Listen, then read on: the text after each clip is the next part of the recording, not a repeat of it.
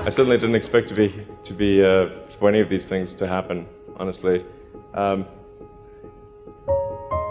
Yeah. I just knew I knew I wanted to be involved in technology, and in fact, the only reason I started a company back in '95, an internet company, was because I couldn't get it. There were only a few internet companies, and I couldn't get a job at any of them. So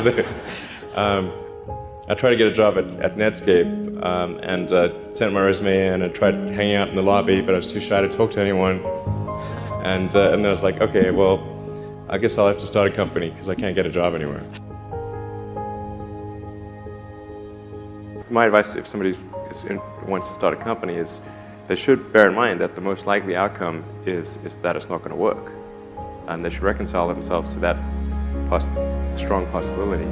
And they should only do it if they feel that they are really compelled to do it. The way starting a company works is like, usually in the very beginning it's kind of fun, and then it's really hellish for a number of years. You talked about chewing glass. Yeah, there's a friend of mine who's a successful entrepreneur, and started actually his career around the same time as I did, and he has a good phrase. His name's Bill Lee. He said, "Yeah, starting a company is like eating glass and staring into the abyss, and if you don't eat the glass, you're not going to be successful."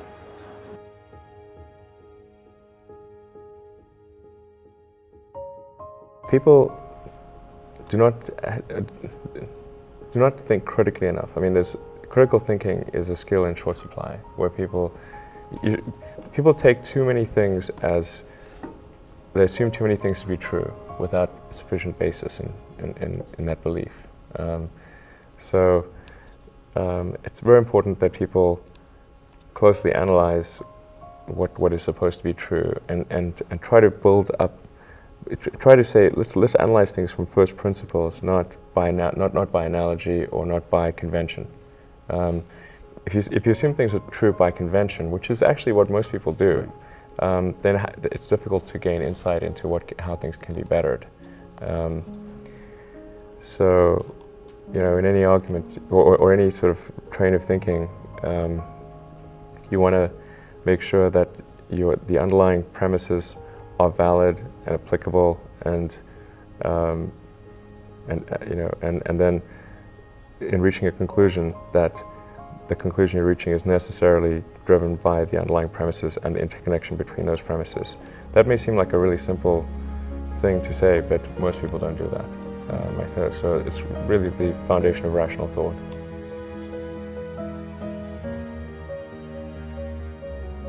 If somebody is doing something that is useful to the rest of society, I think that's a good thing. Like, it doesn't have to change the world. Like, if you're doing something that has high value to people, and frankly, even if it's like just a little game, or some improvement in photo sharing or something, if it has a small amount of good for a large number of people, I think that's fine. Like, stuff doesn't need to be changed the world just to be good.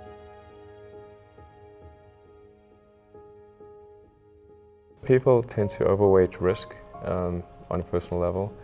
It's one thing if you've got, a mortgage to pay and kids to support, and that if you were to deviate from your job, how are you going to feed your family and pay the rent? And okay, that's understandable. But let's say you're young and you're just coming out of college or coming out of high school or whatever. What do you risk? You're not going to starve. I mean, right. It's really certainly not in any kind of modern economy. It's so easy to earn enough money just to live somewhere and eat food. You could, that's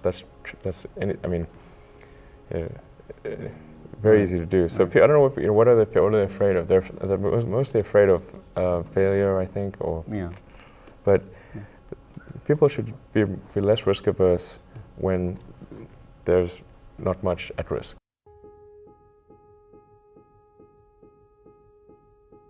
You've got to make sure that whatever you're doing is a great product or service. It has to be really great. And I go back to what I was saying earlier, where if you're a new company, I mean, unless it's like some new industry or new market that, if it's an untapped market, then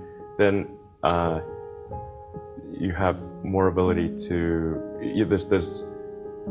the standard is lower for your product or service. But if you're entering anything where there's an existing marketplace against large entrenched competitors, then your product or service needs to be much better than theirs. It can't be a little bit better, because then you put yourself in the shoes of the consumer and they say, why would you buy it as a consumer? You're always going to buy the trusted brand unless there's a big difference.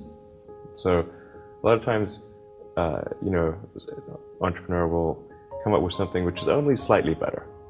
And it can't just be slightly better. It's got to be a lot better.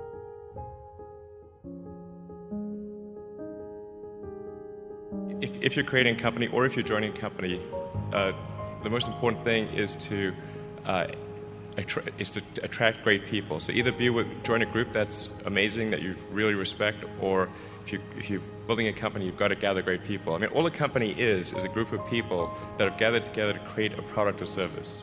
And so depending upon how talented and hardworking that group is, and the degree to which they are focused cohesively in a good direction, that will determine the success of the company. So do everything you can to gather great people if you're creating a company.